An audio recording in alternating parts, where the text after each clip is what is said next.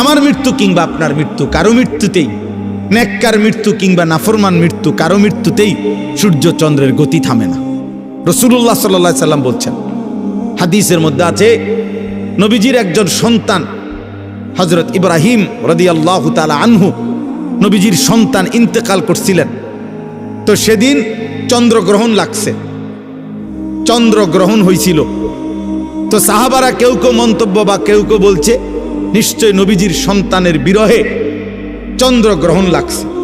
তখন আল্লাহর নবী সাল্লাল্লাহু আলাইহি ওয়াসাল্লাম তৎক্ষণাৎ সাহাবায়ে কেরামকে মসজিদের মধ্যে জমা করে, দেখেন অনেক ছেলে এখনো মোবাইল ধরে রাখছে, দেখেন, আহা, যাও বাবা বাইরে হয়ে যাও, বাইরে হয়ে যাও, আব্বা ঘুরে দাঁড়াইছো কেন, বাইরে হয়ে যাও, একবারে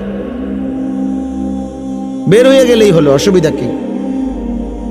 এখানে ভোটের কোনো বিষয় নাই। জি, অতএব বলতেছে রাসূলুল্লাহ সাল্লাল্লাহু আলাইহি ওয়াসাল্লাম তখন সাহাবায়ে কেরামকে মসজিদে নববীতে ডাকছে, ডাইকা নবীজি খুতবা দিয়া বলছে যে আল্লাহর কসম সাহাবারা শুনো, নিশ্চয়ই কারো মৃত্যুতে সূর্যগ্রহণ কিংবা চন্দ্রগ্রহণ হয় না, হয় না, বরং সেটা আল্লাহ তাআলার কুদরতি নিজাম, আল্লাহ তাআলার কুদরতি নিজাম। সব কিছু আল্লাহ তাআলা তার ধারাবাহিক নিজামে আল্লাহ তাআলাই চালাচ্ছেন। এজন্য আজকে আমার প্রথম কথা এটা যে কবরবাসীদের মাগফিরাত কামনায় মাহফিল, ধরে নেন কবরবাসীদের কথা মনে পড়েন, ওনাদেরও অনেক